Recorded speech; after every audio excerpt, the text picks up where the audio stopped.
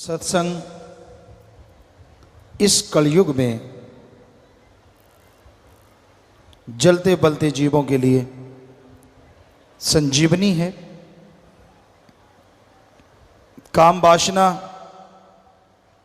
क्रोध, लोभ, मोह, अहंकार में जो लोग जल रहे हैं, बल रहे हैं, सत्संग में ओम हरि अल्लाह गॉड खुदा रब वाहिगुरु ईश्वर का वो नाम मिलता है जिसका जाप करने से जन्मों जन्मों के पाप कर्म कट जाया करते हैं।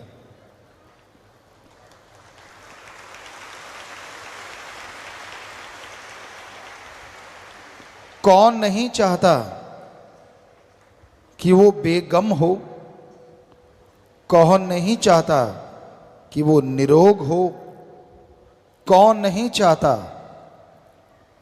कि उसका घर परिवार सुख शांति से परमानंद से जीवन जिए।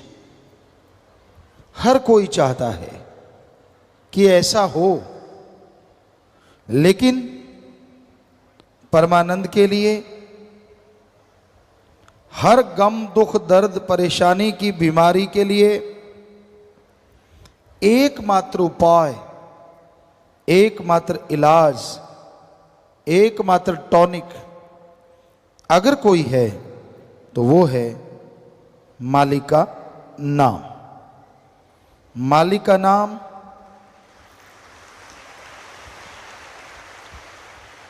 अनमोल है, पर वो बिना दाम के मिलता है।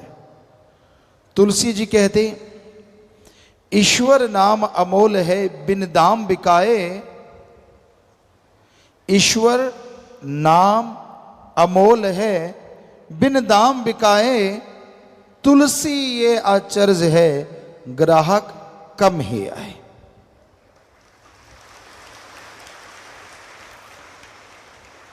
ईश्वर का नाम अनमोल है, पर बिना दाम के वो मिलता है।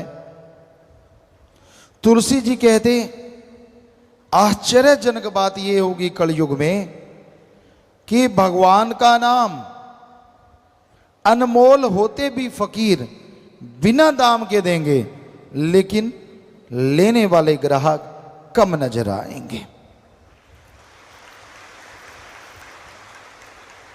वैसे देखा जाए तो आज राम नाम के ग्राहक बहुत बढ़ रहे हैं, लेकिन सारी जनसंख्या का देखा जाए तो तुलसी जी वाली बात बिल्कुल सच नजर आती है। हजारों में, लाखों में, महीने में लोग मालिक के नाम से जुड़ते हैं। ये कोई छोटी बात नहीं है। दिन रात ओम हरि अल्लाह वाहिगुरु गॉड खुदा रब की भक्ति इबादत में जुड़ने वाले बढ़ते जा रहे हैं। उतना ही काल महाकाल जलता है, तड़फता है, और बुराई के नुमाइंदे राम नाम को रोकने के लिए लाखों करोड़ों रुपए लोगों पे खर्च कर रहे हैं कि कैसे प्रभु का नाम रुके, कैसे कोई राम का नाम लेना बंद कर दे, कैसे कोई बुराइयां और बढ़ाए, बुराई को बढ़ावा मिले और राम नाम अल्लाह वाहिगुरु ईश्वर का नाम रुके। परलय महाप्रलय भी राम नाम ना रोक सकी। ये तो चलता था, चलता है और चलता ही रहेगा। राम अल्लाह वाहिगुरु गॉड खुदा यानी सुप्रीम पावर, उसका नाम कभी भी खत्म नहीं होता। परलय महाप्रलय में ब्रह्म तक लोग खत्म हो जाते हैं, लेकिन पार ब्रह्म ना कभी खत्म हुआ, ना हुआ था और ना कभी होगा। वो धुन है, वो अनहद नाद है, वो हरि रस है, वो अमृत है, वो आबो हयात है। वो है तो सब कुछ है, वो नहीं तो कुछ भी नहीं है। तो उस नाम से आप जुड़ो। जुड़ गए हो तो हमारी हाथ जोड़ के विनती, आप आधा घंटा सुबह आधा घंटा शाम आप जाप करके देखो, 2-4 महीने, हम आपको गारंटी देते हैं ऐसा सुख मिलेगा, ऐसी शांति मिलेगी जिसकी आपने कभी कल्पना भी नहीं की होगी।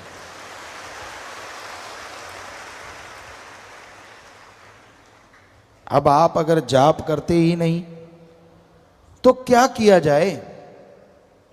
बेपरवाह जी फरमाया करते, दिल करता है कि सब लोग जाप करें पर कोई करता नहीं, और ऐसा कुछ है नहीं जो घोल के पिला दें। राम नाम तो जपना पड़ेगा। जादू टोना मंत्र सब रिद्धि सिद्धि में अटक के रह जाते हैं, अटका देते हैं। मालिक का नाम सुखों की खान है, और उसका जाप करते हैं, करते हुए जो ओढ़ निभा जाते हैं, दोनों जहां में उनकी जय जयकार होती है और उनका नाम अमर हो जाता है।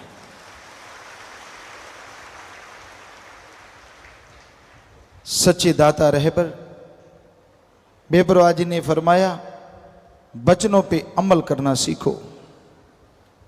राम नाम का जाप करो, मालिक के नाम की चर्चा करो, और मालिक का नाम वो परमानंद देगा, वो खुशियां देगा जो अनमोल हैं, किसी भी मोल कहीं से भी खरीदी नहीं जा सकती। तो राम का नाम खुशियां लेके आता है, बदले में कुछ देना नहीं पड़ता,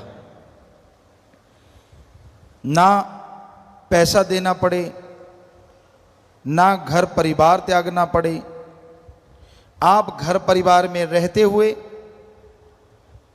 मालिक का नाम ले सकते हैं और उसकी कृपा दृष्टि के काबिल बन सकते हैं।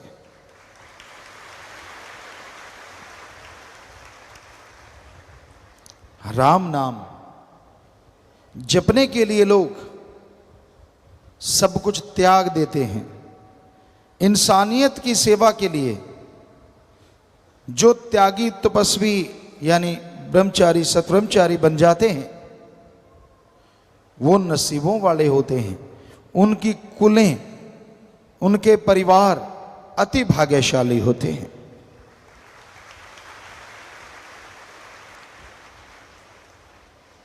भीष्म पितामह हिस्ट्री में, इतिहास में बड़े योद्धा, शूरवीर, बहादुर हुए, और उनका नाम भीष्म क्यों पड़ा? क्योंकि उन्होंने अपने बाप के लिए अपना जीवन कुर्बान कर दिया। ये कसम खाई कि मैं जिंदगी भर शादी नहीं करवाऊंगा, ब्रह्मचर्य का पालन करूंगा, ताकि उसका बाप शादी करवा सके और उस शादी से जो बच्चा हो वो राज सिंहासन संभाल सके। उन्होंने ये कसम खाई, तो तब से उनका नाम पड़ा भीष्म पितामह। भीष्म भयंकर, हद से ज्यादा भयंकर प्रतिज्ञा उन्होंने तो अपने बाप के लिए की, और आज इस जलते बलते भट्ट में जो भी भाई बहन ये प्रतिज्ञा लेते हैं कि ताउम्र मालिक की याद में लगाएंगे, इंसानियत की सेवा में लगाएंगे, वो आप ही बताओ, एक अपने बाप के लिए प्रतिज्ञा करता है और एक भगवान की औलाद के लिए प्रतिज्ञा करता है, जिसमें उसका खुद का स्वार्थ नहीं होता, कौन महान है? बेपरवाह जी ने फरमाया, सच्चे सौदे की फकीरी दा मुकाम बड़ा ऊंचा, यहां मिट्टी होके रहना पड़ता, शान का क्या काम।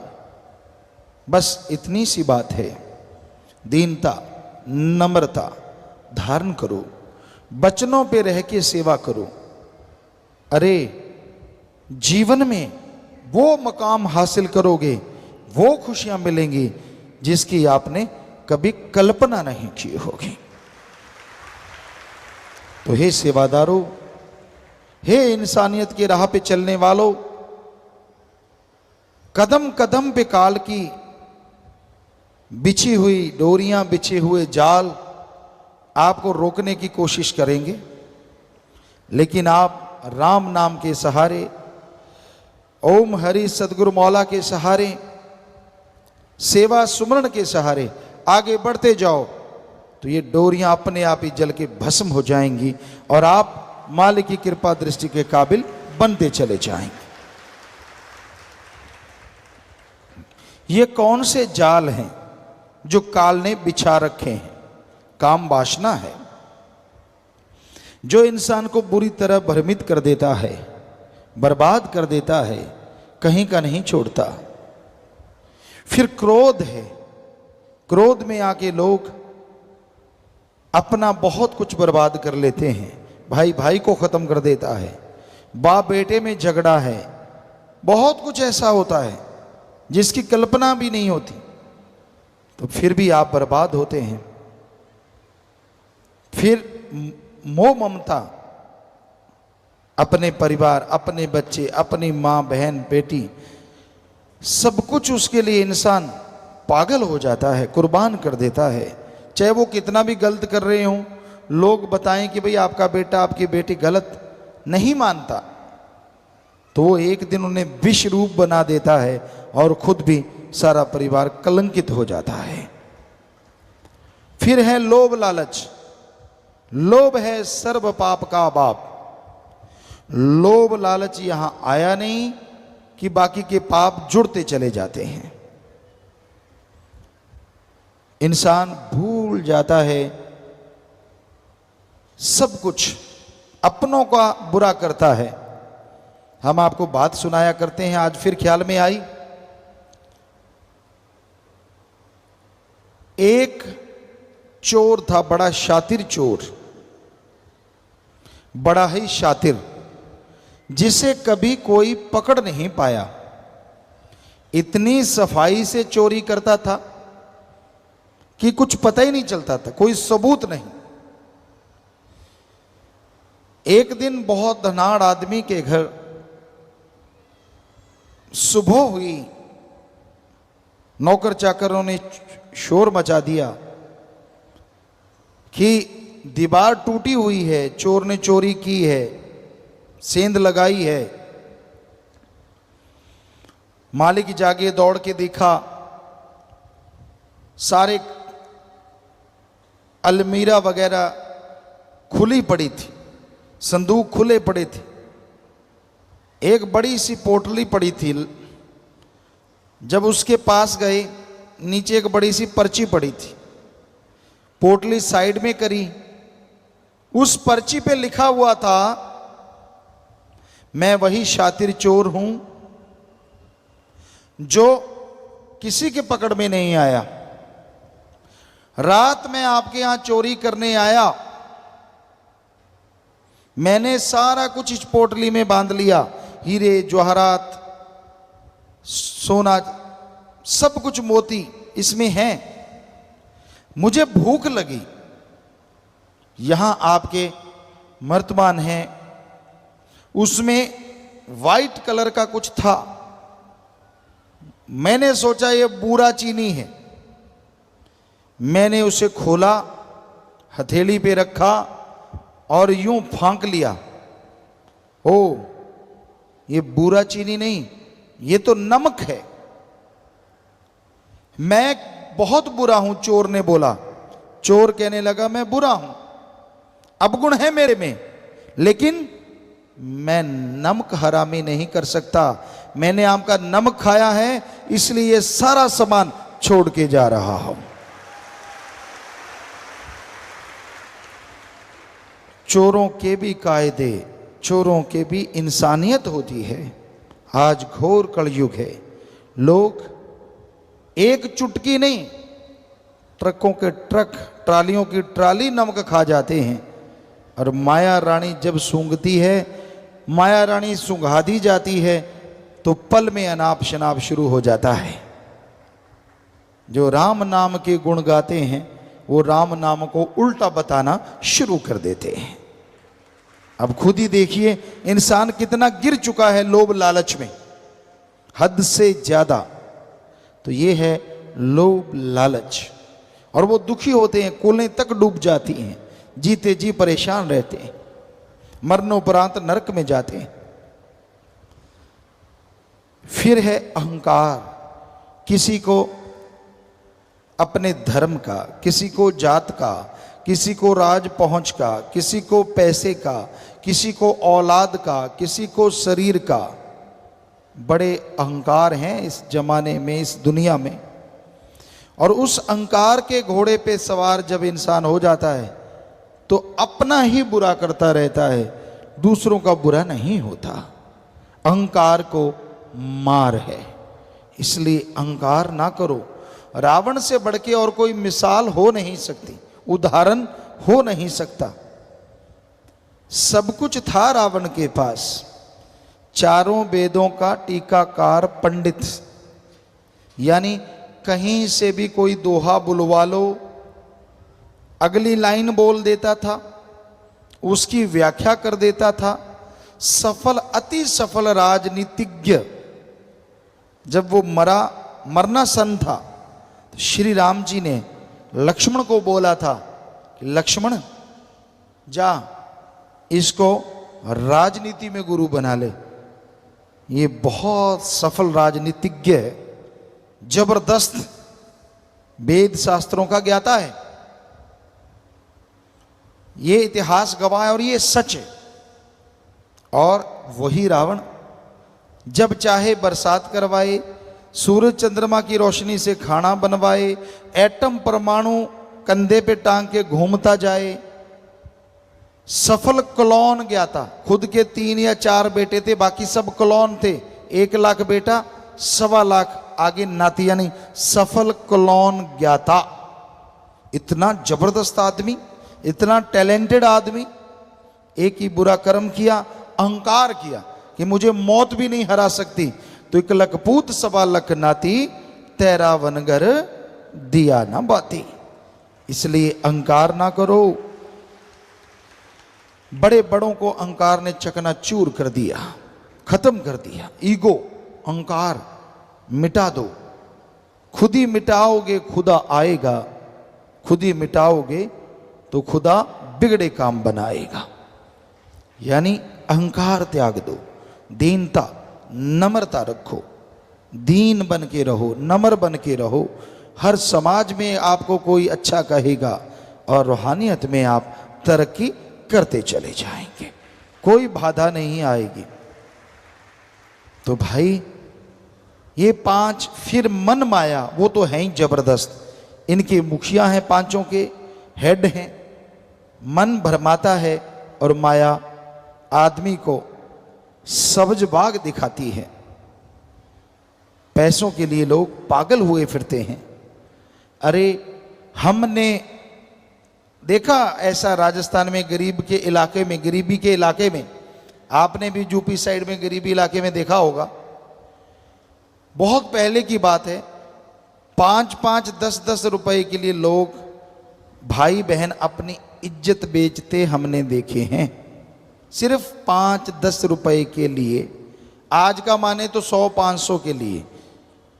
तो अब आदमी को अगर ज़्यादा पैसा मिलता है और इज्जत भी लुटानी नहीं पड़ती तो वो कुछ भी कह सकता है, कुछ भी बोल सकता है। ऐसा है ये घोर कलयुग। लोग पैसा उठाए घूमते हैं कि तू भाई ये कर दे, तू वो कर दे, तू फलां कर दे। लोग गुमराह हो जाते हैं, उनके हाथों की कठपुतली बन जाते हैं। आज समाज में आम देखने को मिलता है। सब कायदे कानून भूल के उसी में लग जाते हैं। तो भाई इस कलयुग में इन 7 ने भयंकर तूफान खड़े कर रखे हैं। किसने? काम वासना, क्रोध, लोभ, मोह, अहंकार, मन माया ने। सातों के चक्रव्यूह में लोग बुरी तरह से टाइट होते जा रहे हैं। बचेंगे वो और बचे हैं वो जिनके माँ बाप का अच्छा साया है, अपने गुरु पीर फकीर के वचनों पे जिन्होंने अमल कमाया है, कमाएंगे वो बच जाएंगे। ये सातों को वो ही धूल चखाएंगे, वरना ये सात किसी के काबू नहीं आएंगे। तो इसलिए राम नाम से जुड़े रहो, सेवा सिमरण करते रहो। आप फिक्र ना करो आपके पास पैसा कम है, जमीन जायदाद कम है, क्या पता उस कम में मालिक ने कितने काट दिए आपके गम है, कोई भरोसा नहीं। हो सकता है बहुत जमीन होती, बहुत जायदाद होती और कोई ऐसी बीमारी लगती जो लाखों रुपए होते, वो तो उड़ते ही उड़ते जमीन भी बिक जाती और शरीर भी बर्बाद हो जाता। मालिक को शुक्र करो, उसका शुक्राना करो। बेपरवाजी फरमाते गरीब है तो क्या हुआ, तंदुरुस्ती नियामत है और मालिक तेरा लड़ पकड़ा है, इससे बड़ी दौलत दुनिया में दूसरी नहीं हो सकती। एक बार हम सत्संग करते करते, दिन में 3 सत्संगें होती थी, 7 से 9:30 और 12 से 2:30 बजे और फिर 3:30 से 5:30, ऐसा 3 सत्संग डेली होता था। तो हम सत्संग करते करते करते करते राजस्थान के एक एरिया में गए, पहाड़गंज उस एरिया का नाम था। होता क्या था, पहली सत्संग करी सेवादारों की, 3 टीमें होती थी। पहली टीम सत्संग करवाती, 3rd जगह पे पहुंच जाती थी, 3री जगह, और एक दूसरी वाली होती थी। तो दूसरी वाली सत्संग करवाने के बाद टेंट वगैरह लगवाने के लिए तीसरी टीम के साथ जंगलों में चली जाती थी कि यहाँ सत्संग होना है। अगले दिन का आसपास के जंगलात, खाली जगह, वहाँ टेंट लगाते थे और जंगल में हम सब लोग रुका करते थे टेंटों में। तो उस पहाड़गंज एरिया में सत्संग होना था, 3 सत्संगें हुई। हम रात को पहुँचे तो हमें बताया कि पिताजी यहाँ पास में एक गरीब परिवार रहता है, 2 मियाँ बीबी, बुजुर्ग, काफ़ी उम्र थी उनकी, बुजुर्ग थे। तो कहते उनका मकान एक सही है, एक की आधी छत गिरी हुई है, गरीब हैं, पैसा नहीं है। तो हमने कहा फिर, कहते हमने उनको बोला कि आटा ले लो। वो कहते गुरुजी आएंगे, यहाँ रुकेंगे, हमारा कुएं का पानी पियो, कोई हर्ज नहीं, पर क्या हमें कुछ देना पड़ेगा? सेवादार कहते नहीं, आपको कुछ देना नहीं पड़ेगा, बल्कि हम आपको आटा देते हैं, आपकी छत बना देते हैं, घर बना देते हैं। वो हाथ जोड़ के खड़े हो गए, दोनों बुजुर्ग बागड़ी परिवार। कहने लगे भाई हो सके तो माने थारे गुरुजी से मिला दो, कि अगर हो सकता है तो आप हमें आपके गुरुजी से मिला सकते हो। वो कहते हाँ। तो हमें कहने लगे गुरुजी उनको मिलाएं। हमने कहा जरूर मिलाओ। बुलाया, दोनों बेचारे बुजुर्ग, लगभग 70-80 साल के बीच की उम्र, मियाँ बीबी। हमने कहा बोलो बेटा, हम आपकी क्या सेवा कर सकते हैं? आंखों में आंसू आ गए। कहते गुरुजी, पहली बात तो ये, आज तक कोई भी संत फकीर आया हमसे भी पैसा लेके गया, हालांकि हमारा आधा घर गिरा हुआ है, इतनी फसल नहीं होती, लेकिन पहले आप फकीर हैं जिसके भक्त ये कहते हैं हम आपका घर बना दें, आपको आटा दे दें। तो हमने ये नहीं लेना। हमने कहा फिर और क्या चाहिए? ध्यान से सुनने वाली बात है। हमने कहा फिर आपको क्या चाहिए? वो दोनों के हाथ कांप रहे थे, ऐसे ऐसे बुजुर्ग थे। कहते गुरुजी, हमें ज्यों का त्यों वो सीन याद है। रात थी, लाइटें जगी हुई थी और थोड़ा थोड़ा अंधेरा था। कहने लगे गुरुजी, अगर हमें कुछ देना है तो हमें राम से मिला दो, भगवान से मिला दो। हमें भगवान चाहिए, धन दौलत जमीन जायदाद नहीं चाहिए। वाह, ये है इंसानियत, ये है मानवता। गरीबी हुई तो क्या हुआ, भगवान ने हमें उनके घर जा छोड़ा।